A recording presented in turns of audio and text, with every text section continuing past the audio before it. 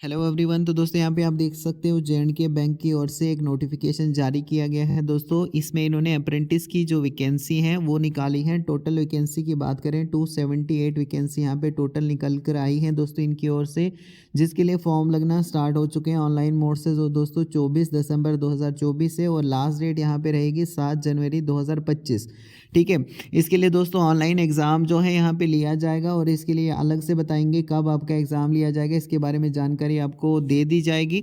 फिलहाल के लिए यहाँ पे फॉर्म के लिए बताया गया कि 24 दिसंबर से लेकर 7 जनवरी तक आप यहाँ पर रजिस्ट्रेशन जो है वो कर सकते हैं, यानी कि एप्लीकेशन फॉर्म दोस्तों सबमिट कर सकते हैं। दोस्तों यहाँ पे अप्रेंटिस की जो ट्रेनिंग है वो 1 साल की आपकी रहेगी। 1 साल में आपको यहाँ पे ऑन जॉब ट्रेनिंग रहेगी। सुबह के दोस्तों 10 बजे आपको जाना होगा और शाम के 5 बजे आपकी यहाँ पे छुट्टी होने वाली है। यानी कि बाकी जो कर्मचारी जो यहाँ पे एम्प्लॉयज़ होंगे जे.एंड.के बैंक के, जैसे जैसे वो उनको काम करना है, सुबह 10 बजे आना है, शाम को 5 बजे जाना है, वैसे ही सेम आपको भी यहाँ पे एक एम्प्लॉय की तरह ही काम जो है वो करना होगा, जैसे जैसे आपको बताया जाएगा। ठीक है, 1 साल के बाद आपको यहाँ पे छोड़ देना पड़ेगा। 1 साल के बाद आपको यहाँ पे अप्रेंटिस की जो सर्टिफिकेट मिलेगी वो आप एक्सपीरियंस के तौर पर आगे जो है यूज़ कर सकते हो। अब यहाँ पे देखिए श्रीनगर डिस्ट्रिक्ट के लिए 39 सीटें यहाँ पे टोटल निकल कर आई हैं इनकी ओर से, जिसमें एससी के लिए 3 वैकेंसी हैं, एसटी में यहाँ पे 4 वैकेंसी हैं दोस्तों, ओबीसी में 3 वैकेंसी हैं, एएलसी आईबी में 2 वैकेंसी, आरबीए वालों के लिए 4 वैकेंसी, ईडब्ल्यूएस वालों के लिए 4 वैकेंसी और अनरिजर्व के लिए 15 वैकेंसी रखी गई हैं। इसी तरीके से आपको दोस्तों यहाँ पे चेक करना है, गेंदरबल डिस्ट्रिक्ट में भी वैकेंसी है, बारामूला के लिए, बांडीपुरा में भी है, अनंतनाग के लिए, कुलगाम के लिए दोस्तों, पुलवामा के लिए, शोपियन के लिए, बडगाम के लिए, कुपवाड़ा के लिए, पुंछ के लिए, राजौरी, जम्मू, सांबा। ठीक है, सांबा के अलावा यहाँ पे उधमपुर है दोस्तों, उधमपुर के लिए भी यहाँ पे वैकेंसी है, रियासी के लिए वैकेंसी है, कठवा के लिए है, डोडा के लिए, रामबन और किश्तवाड़ के लिए वैकेंसी है। अब यहाँ पर इन्होंने बताया दोस्तों कि श्रीनगर डिस्ट्रिक्ट में यहाँ पे 39 वैकेंसी है और जम्मू डिस्ट्रिक्ट के लिए यहाँ पे 30 वैकेंसी है। और ये जो 39 श्रीनगर और 30 जम्मू के लिए, इसमें एक एक करके यहाँ पे जो वैकेंसी है वो रिजर्व रहेंगी PWBD कैंडिडेट्स के लिए, यानी persons with benchmark disability horizontal reservation. इसमें एक एक यहाँ पे जो वैकेंसी है वो यहाँ पे रिजर्व होने वाली है PWD कैंडिडेट्स के लिए। अब यहाँ पर यूटी ऑफ लद्दाख की बात करें तो इसमें देखो करगिल के लिए टोटल 9 वैकेंसी है, लेह के लिए टोटल 10 वैकेंसी है। ये वैकेंसी दोस्तों यहाँ पे कैटेगरी वाइज है, आपकी जो भी कैटेगरी है उसके हिसाब से आप चेक कर लेना यहाँ पे कि कितनी वैकेंसी आपकी कैटेगरी में रखी गई है। फिर यहाँ पे रेस्ट ऑफ इंडिया की बात करें दोस्तों तो यहाँ पे दिल्ली के लिए 15 वैकेंसी टोटल है, मुंबई ग्रेटर मुंबई के लिए 14 वैकेंसी है, लखनऊ के लिए 6 वैकेंसी, बेंगलुरु के लिए 9 वैकेंसी, पुणे के लिए 3 वैकेंसी और मोहाली के लिए 5 वैकेंसी। तो इस तरीके से ये जो 278 वैकेंसी है, 278 जो वैकेंसी है दोस्तों, उनका यहाँ पे डिस्ट्रीब्यूशन करके आपको बताया गया है। ओके, थोड़ा सा नीचे स्क्रॉल करने के बाद यहाँ पे आप नोट में देख सकते हो, नोट में लिखा है कि जो नंबर ऑफ वैकेंसी है ये टेंटेटिव है, ये इंक्रीज भी हो सकती है, डिक्रीज भी हो सकती है as per the requirement of the bank. यानी कि ये वैकेंसी जो यहाँ पे 278 निकल कर आई हैं दोस्तों, इनको ये इंक्रीज भी कर सकते हैं, बढ़ा भी सकते हैं अगर इनको लगता है कि बैंक में रिक्वायरमेंट है तो। क्वालिफिकेशन की बात करें दोस्तों, क्वालिफिकेशन यहाँ पे आपने ग्रेजुएशन किया होना चाहिए और जिस भी रीजन से आप यहाँ पर अप्लाई करोगे वहाँ की जो लोकल लैंग्वेज है उसमें आपकी प्रोफिशेंसी होनी चाहिए। और प्रेफरेंस जो है दिया जाएगा, preference shall be given to domicile of the respective region. तो जिस भी रीजन से आप अप्लाई करोगे, जिस भी एरिया से आप अप्लाई करोगे दोस्तों, आपके पास डोमिसाइल सर्टिफिकेट जो है वो होनी चाहिए, उसके बेसिस पर आपको यहाँ पे प्रेफरेंस जो है दिया जाएगा।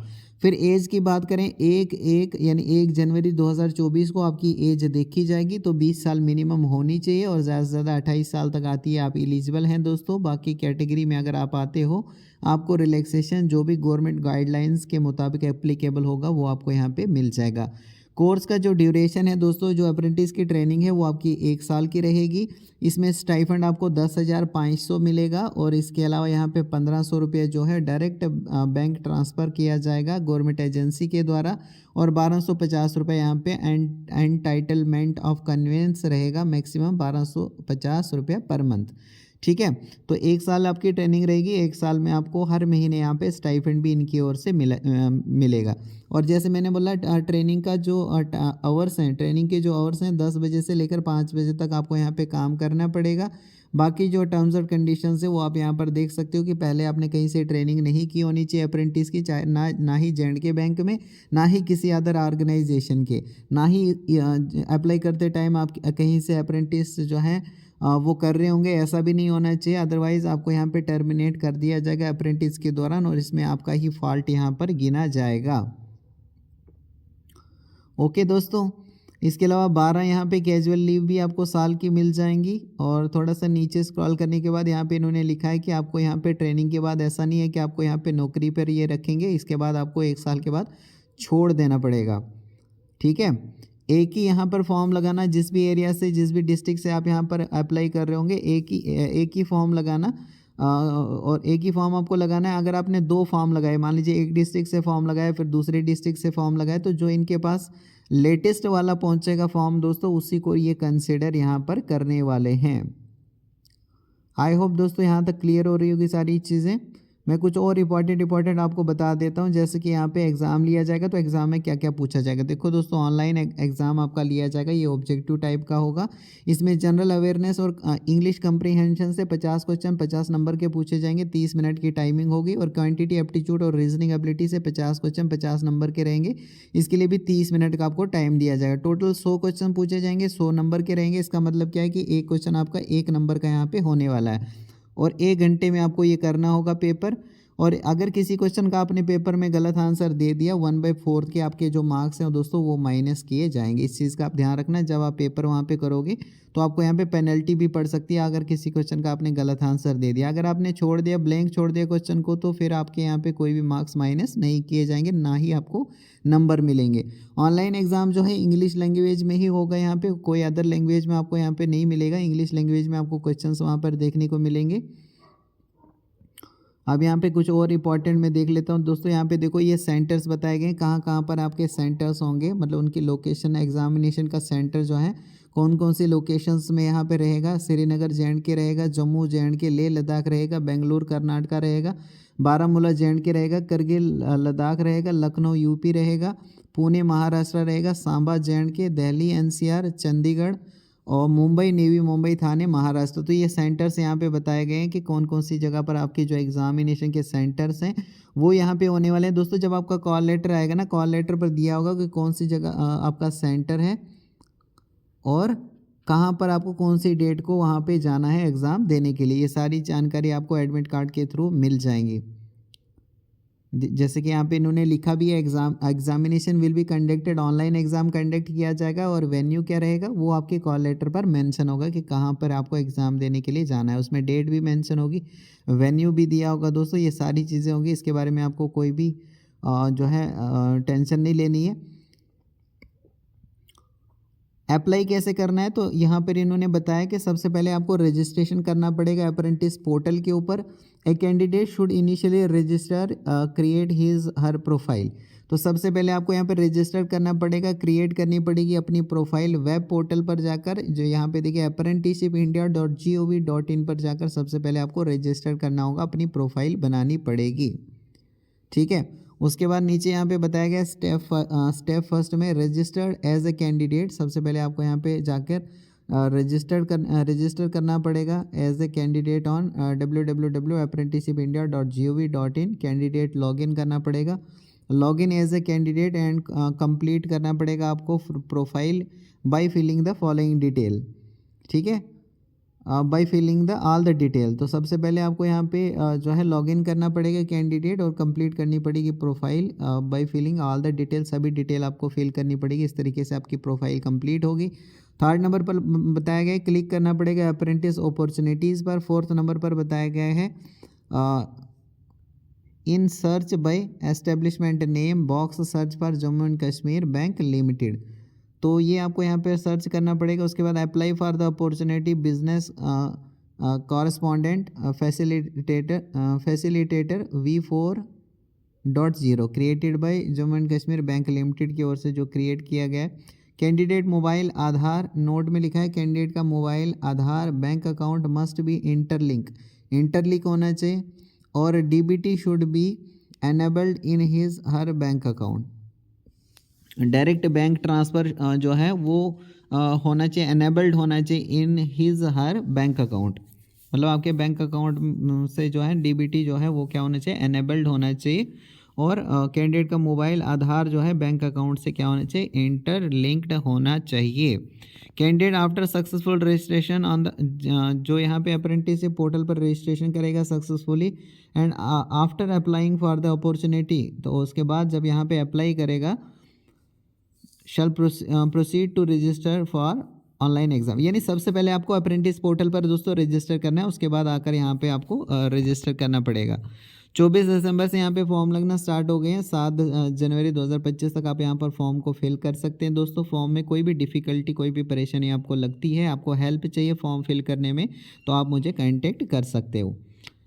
थोड़ा सा नीचे स्क्रॉल करें। नीचे स्क्रॉल होने के बाद दोस्तों यहाँ पे फ़ीस बताई गई है। तो देखो यहाँ पे 700 रुपये की फ़ीस आपको लगने वाली, 700 की फ़ीस आपको पे करनी पड़ेगी। Will pay the requisite fee of 700 for unreserve category. Unreserve category के लिए यहाँ पे 700 रुपये की फ़ीस है और 500 रुपये क्या है, रिजर्व कैटेगरी के कैंडिडेट्स को 500 रुपये की फ़ीस पे करनी पड़ेगी। और ये ऑनलाइन मोड से ही आपको फ़ीस पे करनी है।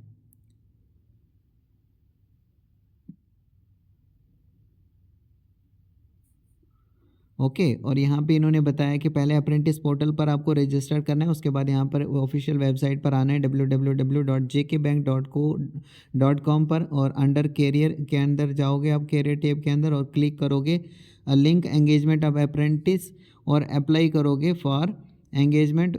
Will be open a new screen, आपके सामने ओपन हो जाएगा। इस तरीके से यहाँ पे बताया गया है कि किस तरीके से आपको यहाँ पे रजिस्ट्रेशन करना है, इसके बारे में बताया गया है। पेमेंट ऑफ फीस के बारे में बताया गया। जो फीस यहाँ पे रखी गई है, अनरिजर्व के लिए 700 रुपये फ़ीस रखी गई है और बाकी रिजर्व वालों के लिए 500 रुपये की फ़ीस है। और ये 500 रुपये की फ़ीस या 700 रुपये की फ़ीस आपको पे कैसे करनी है, डेबिट कार्ड से कर सकते हो, क्रेडिट कार्ड से, इंटरनेट बैंकिंग से, IMPS से, कैश कार्ड से, या मोबाइल वॉलेट के थ्रू आप जो ये फ़ीस है उसको पे कर सकते हो। उसके बाद लास्ट में आप प्रिंट आउट निकालना, print out of the E receipt and online application form containing fee detail. तो ये सारी चीज़ें जब आप फ़ीस पे करोगे, उसकी रिसिप्ट वगैरह, ऑनलाइन एप्लीकेशन फॉर्म फिल करोगे, उसका प्रिंट आउट भी आप अपने पास रख लेना।